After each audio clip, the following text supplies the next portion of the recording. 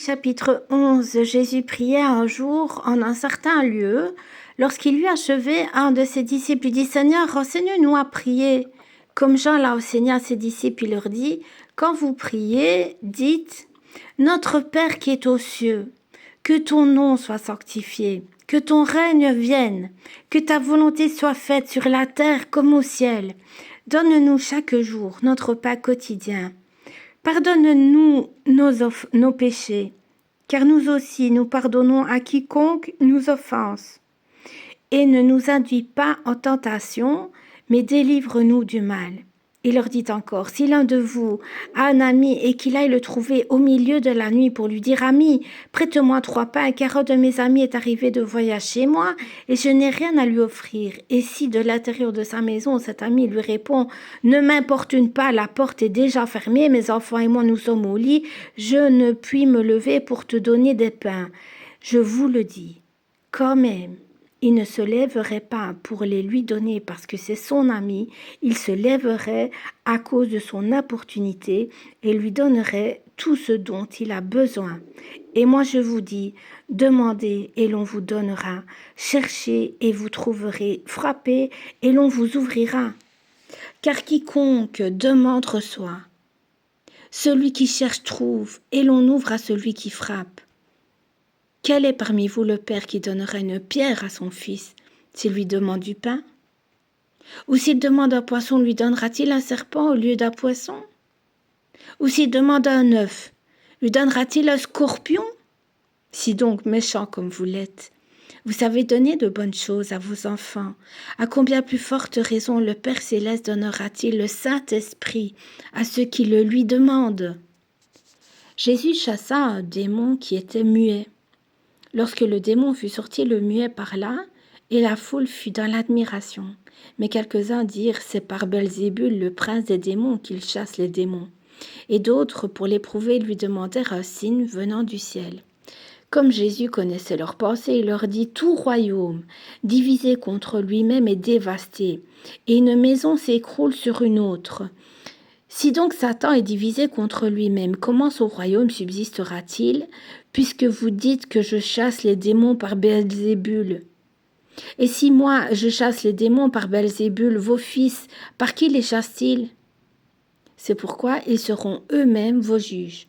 Mais si c'est par le doigt de Dieu que je chasse les démons, le royaume de Dieu est donc venu vers vous. Lorsqu'un homme fort et bien armé garde sa maison, ce qu'il possède est en sûreté. Mais si un plus fort que lui survint et le dompte, il lui enlève toutes les armes dans lesquelles il se confiait et il distribue ses dépouilles. Celui qui n'est pas avec moi est contre moi, et celui qui n'assemble pas avec moi disperse.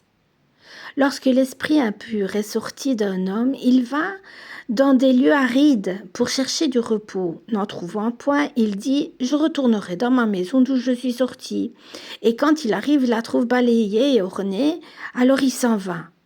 Et il prend 7 autres esprits plus méchants que lui. Ils entrent dans la maison, s'y établissent, et la dernière condition de cet homme est pire que la première.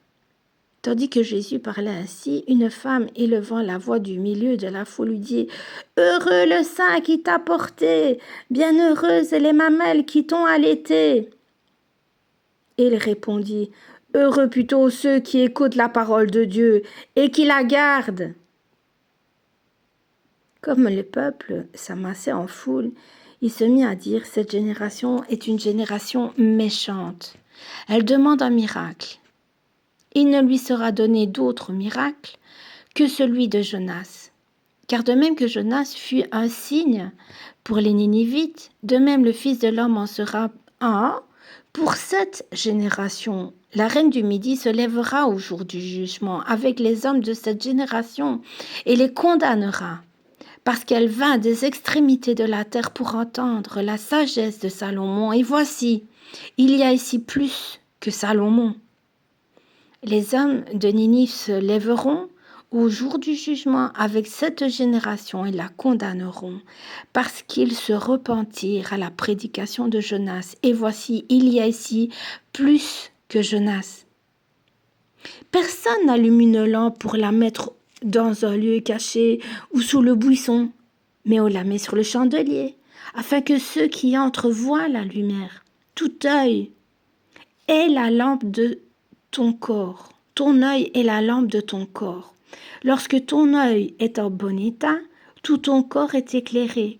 Mais lorsque ton œil est en mauvais état, ton corps est dans les ténèbres. Prends donc garde que la lumière qui est en toi ne soit ténèbres.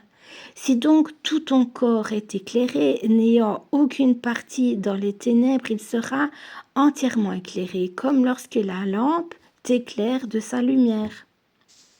Pendant que Jésus parlait, un pharisien le pria de dîner chez lui. Il entra et se mit à table. Le pharisien vit avec étonnement qu'il ne s'était pas lavé avant le repas. Mais le Seigneur lui dit, « Vous, pharisiens, vous nettoyez le dehors de la coupe et du plat, et votre intérieur est plein de rapine et de méchanceté insensée. Celui qui a fait le dehors, n'a-t-il pas fait aussi le dedans? Donnez plutôt en aumône ce que vous avez, et voici toutes choses seront pures pour vous. Mais malheur à vous, pharisiens, parce que vous payez la dîme de la menthe, de la rue et de toutes les herbes, et que vous négligez la justice et l'amour de Dieu. C'est là ce qu'il fallait pratiquer, sans omettre les autres choses. Malheur à vous, pharisiens, parce que vous aimez les premiers sièges dans les synagogues et les salutations sur les places publiques. Malheur à vous, parce que vous êtes comme les sépulcres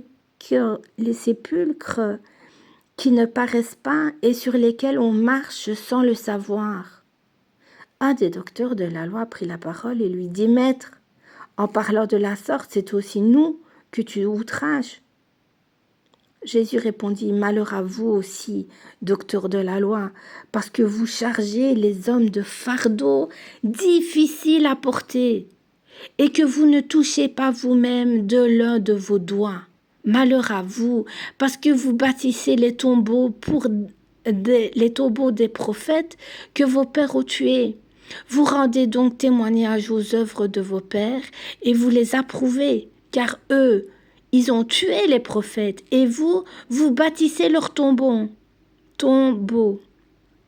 C'est pourquoi la sagesse de Dieu a dit, je leur enverrai des prophètes et des apôtres, et ils tueront les uns et persécuteront les autres, afin qu'il soit demandé compte à cette génération du sang de tous les prophètes qui a été répandu depuis la création du monde, depuis le sang d'Abel jusqu'au sang de Zacharie, tué entre l'autel et le temple. Oui, je vous le dis, il en sera demandé compte à cette génération. Malheur à vous, docteurs de la loi, parce que vous avez enlevé la clé de la science. Vous n'êtes pas entrés vous-même et vous empêchez d'entrer ceux qui le voulaient. Quand il fut sorti de là, les scribes et les pharisiens commencèrent à le presser violemment et à le faire parler sur beaucoup de choses, lui tendant des pièges pour surprendre quelques paroles sorties de sa bouche pour avoir de quoi l'accuser.